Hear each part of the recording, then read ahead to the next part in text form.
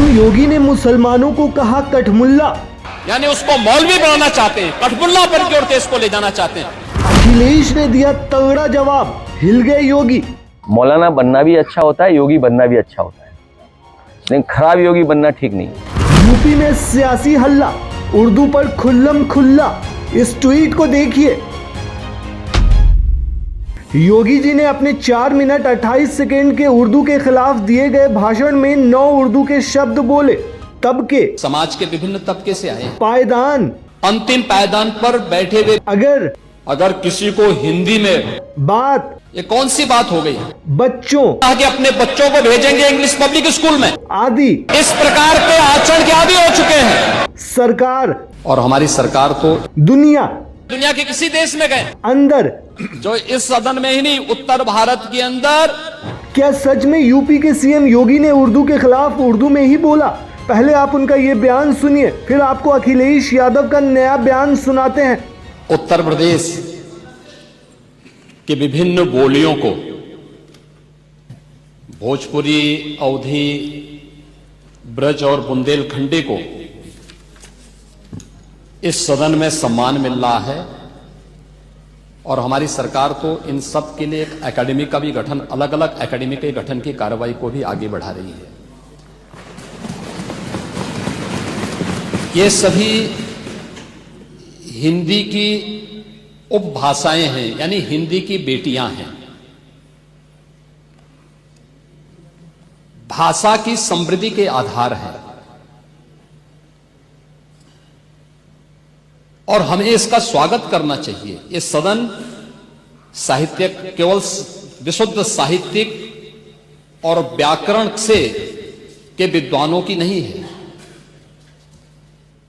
आम जन का प्रतिनिधित्व करने वाले माननीय सदस्य समाज के विभिन्न तबके से आए हैं। अंतिम पायदान पर बैठे हुए व्यक्ति की आवाज को भी इस सदन में मुखरता मिले, इसके लिए अगर किसी को हिंदी में वह धारा प्रवाह नहीं बोल सकता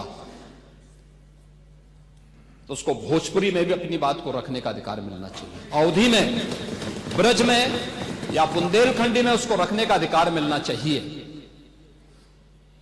ये कौन सी बात हो गई कि भोजपुरी में ना बोले, अवधी में ना बोले, इसका विरोध अंग्रेजी का, बुंदेलखंडी में ना बोले और उर्दू की आप वकालत कर रहे हैं। ये बड़ी विचित्र बात है। आप मुझे बताइए, मैं इसीलिए कहता हूं कि आप समाजवादियों का चरित्र ही इतना दोहरा हो चुका है, इतना दोहरा हो चुका है कि अपने बच्चों को भेजेंगे इंग्लिश पब्लिक स्कूल में और दूसरों के बच्चों को बोलेंगे कि एक गांव के उस विद्यालय में पढ़े जहां संसाधन भी नहीं है। ये दोहरा आचरण और जाकी रही भावना जैसी प्रभु मूर्ति देखी तिन तैसी, यह तो आचरण आप लोगों का है। इसीलिए आपने कल भी भोजपुरी का विरोध किया, अवधी का विरोध किया, बुंदेलखंडी का विरोध किया और आप लोग अपने दैनिक जागरण में, दैनिक जीवन में इस प्रकार के आचरण के आदी हो चुके हैं। और इसलिए अध्यक्ष जी, इसका अभिनंदन हम लोग करते हैं और इन बोलियों को सम्मान मिलना चाहिए। इनके संरक्षण के लिए ही हमारी सरकार भोजपुरी एकेडमी का गठन कर रही है, अवधी एकेडमी का गठन कर रही है संत तुलसीदास जी के नाम पर। इसी के आधार पर ब्रज भाषा इतनी समृद्ध भाषा है। सूरदास जी ने अपनी सभी रचनाएं उसी भाषा में दी हैं। संत तुलसीदास जी ने अपनी कालजयी रचना रामचरितमानस, जो इस सदन में ही नहीं, उत्तर भारत के अंदर और भारत से प्रवासी हुए जितने भी ऐसे लोग हैं जो मॉरिशस में या दुनिया के फिजी में या दुनिया के किसी देश में गए, उनके संकट काल में रामचरितमानस ही तुलसीदास जी का अवधी भाषा में रचा गया, रामचरितमानस ही उनका सहारा बना था। और आज जब उसको सम्मान मिल रहा है तो आप उसका विरोध कर रहे हैं। बड़ी विचित्र सी स्थिति है। आप हर अच्छे कार्य का समाज, आज के यही ढोंग है आप लोगों का, यही ढोंग है। हर अच्छे कार्य का आप विरोध करेंगे, हर अच्छे कार्य का आप विरोध करेंगे। हर अच्छा कार्य जो प्रदेश के हित में है, देश के हित में है, आप उसका विरोध करेंगे।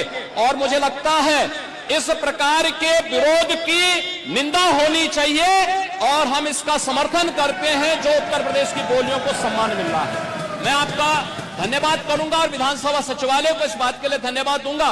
कल हम लोगों ने यहां पे इसका शुभारंभ किया, समाजवादी पार्टी ने उसका विरोध किया है और मुझे लगता है कि प्रोसीडिंग का हिस्सा होना चाहिए, इनको समाज के सामने एक्सपोज करना चाहिए। अपने बच्चों को ये लोग पढ़ाएंगे इंग्लिश स्कूलों में और दूसरे के बच्चे के लिए अगर वो सुविधा सरकार देना चाहते हो, कहते नहीं उर्दू पढ़ाओ इसको, यानी उसको मौलवी बनाना चाहते हैं, कठपुल्ला पर की ओर देश को ले जाना चाहते हैं, ये नहीं चल सकता। वहीं यूपी के विधानसभा सत्र में बजट सत्र के दौरान विपक्ष पर हमला बोलते हुए योगी ने कहा कि अपने बच्चों को अंग्रेजी स्कूल में पढ़ाएंगे और दूसरे के बच्चों को उर्दू पढ़ने को कहेंगे, उन्हें मौलवी कठमुल्ला बनने को प्रेरित करेंगे। अब ये नाइंसाफी नहीं चलेगी। अपने बच्चों को ये लोग पढ़ाएंगे इंग्लिश स्कूलों में और दूसरे के बच्चे के लिए अगर वो सुविधा सरकार देना चाहते हो, कहते नहीं उर्दू पढ़ाओ इसको, यानी उसको मौलवी बनाना चाहते हैं, कठपुल्ला पर की ओर देश को ले जाना चाहते हैं, ये नहीं चल सकता। वहीं योगी के बयान पर अखिलेश यादव भी जमकर भड़क गए।